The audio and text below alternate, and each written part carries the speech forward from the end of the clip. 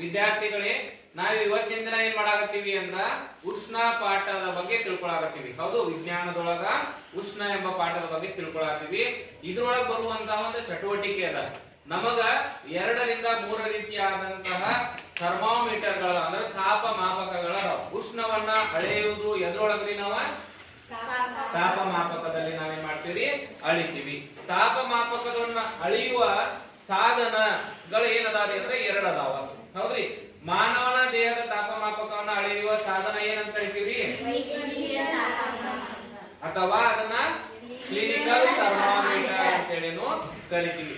ಸಾಮಾನ್ಯವಾಗಿ ಉಪಯೋಗ ಮಾಡುವಂತಹ ತಾಪಮಾಪಕದ ಸಾಧನದ ಹೆಸರೇನು, ಥರ್ಮಾಮೀಟರ್ ಅಂತ ಕರಿತೀವಿ. ಹೌದು, ಅದ್ರ ಜೊತೆಗೇನೆ ಮತ್ತೇನನ್ನ ನಾವು ನೋಡಬಹುದು ಅಂದ್ರ ಮ್ಯಾಕ್ಸಿಮಮ್ ಮತ್ತು ಮಿನಿಮಮ್ ಅನ್ನುವಂತಹ ಮತ್ತೊಂದು ಥರ್ಮಾಮೀಟರ್ ಅನ್ನ ನಾವು ನೋಡಬಹುದು.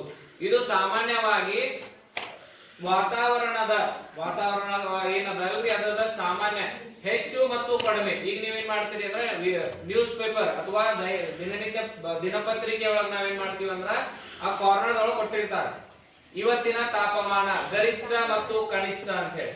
ಅದನ್ನ ಹೆಂಗ ಅವ್ರು ಹೇಳ್ತಾರ ಅಂದ್ರ ಈ ಸಾಧನವನ್ನ ಉಪಯೋಗಿಸಿ ಮ್ಯಾಕ್ಸಿಮಮ್ ಮತ್ತು ಮಿನಿಮಮ್ ಥರ್ಮಾಮೀಟರ್ ಅಂತ ಹೇಳ್ತೀವಿ.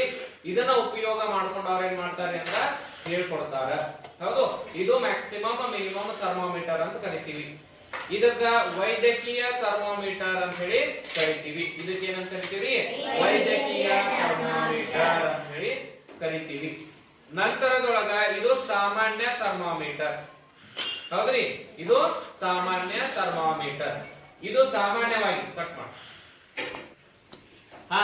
ವಿದ್ಯಾರ್ಥಿಗಳೇ, ಹಾಗಿದ್ರ ಇದು ಸಾಮಾನ್ಯ ಥರ್ಮಾಮೀಟರ್ ಅಂತ ಹೇಳಿದ್ವಿ ನಾವು. ಈ ಸಾಮಾನ್ಯ ಥರ್ಮಾಮೀಟರ್ ನ ರೇಂಜ್ ಅಥವಾ ವ್ಯತ್ಯಾಸ ಎಷ್ಟಿಂದ ಎಷ್ಟಿರಬಹುದು? Very good. ಹೌದು, 0 ದಿಂದ 110 ಡಿಗ್ರಿ ಸೆಲ್ಸಿಯಸ್ ಇದು ಇರ್ತದ. ಹಾಗಿದ್ರ ವೈದ್ಯಕೀಯ ತಾಪಮಾಪಕ ಅಥವಾ ಕ್ಲಿನಿಕಲ್ ಥರ್ಮೋಮೀಟರ್ ಎಷ್ಟು ಇರ್ತದ? ಹೌದು, 35 ಡಿಗ್ರಿಯಿಂದ 42 ಡಿಗ್ರಿ ಸೆಲ್ಸಿಯಸ್ ಇರ್ತದ. Very good. ಹೌದು, ಅದೇ ರೀತಿಯಾಗಿ ಇದು ಡಿಗ್ರಿ ಸೆಲ್ಸಿಯಸ್ ವೈದ್ಯಕೀಯ ಆಗಿರ್ಬೋದು. ಸಾಮಾನ್ಯ ಥರ್ಮೋಮೀಟರ್ ಅನ್ನ ನಾವೇನ್ ಮಾಡಬಹುದು ಅಂದ್ರ ಫಾರೆನ್ ಹೀಟ್ ಒಳಗೂ ಅಳಿಬಹುದು. ವೈದ್ಯಕೀಯ ತಾಪಮಾಪಕದ ಎಷ್ಟು ಇರ್ತೈತಿ ಅಂದ್ರ 94 ರಿಂದ 108 ಡಿಗ್ರಿ ಸೆಲ್ಸಿಯಸ್ ಅಥವಾ 108 ಫಾರೆನ್ ಹೀಟ್ ಇರ್ತದ. ಅರ್ಥ ಆಯ್ತು? ಓಕೆ ಮಕ್ಕಳ, ಈಗ ಒಬ್ಬೊಬ್ಬರಾಗಿ ಏನ್ ಮಾಡೋದ್ರಿ ಅಂದ್ರ ನಮ್ಮದ ಎಷ್ಟು ಟೆಂಪರೇಚರ್ ಅದ ಅನ್ನೋದನ್ನ ಕಂಡು ಹಿಡಿಯೋಣ. ಅರ್ಥ ಆಯ್ತು? ಬ್ರೇಕ್ ಮಾಡೋದು.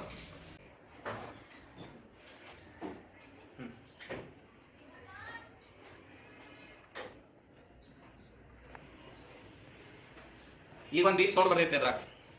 ಈಗ ಒಂದು 92.3 92.4 ಹಿಂಗ ಏರಿಕೆ ಹಾಕೊಂಡು ಹೋಗ್ತೈತ್ರಿ. ಎಲ್ಲಿಗೆ ಅದು ಸ್ಟಾಪ್ ಆಗ್ತೈತಲ್ಲ, ಸ್ಟಾಪ್ ಆದಾಗ ಒಂದು ಸೌಂಡ್ ಬರ್ತೈತೆ. ಅದು ಅರ್ಥ ಆಯ್ತು?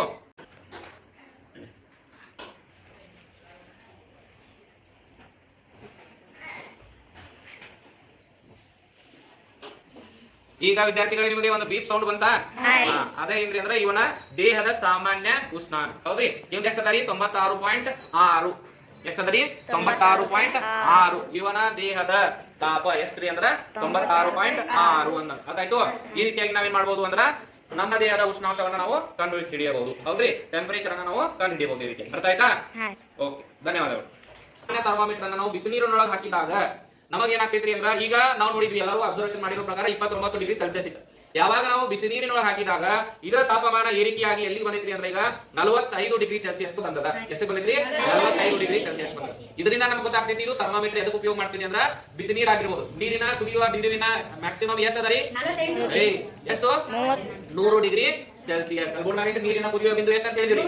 100 ಡಿಗ್ರಿ ಸೆಲ್ಸಿಯಸ್. ಅರ್ಥ ಆಯ್ತು? ಸ್ಟಾಪ್.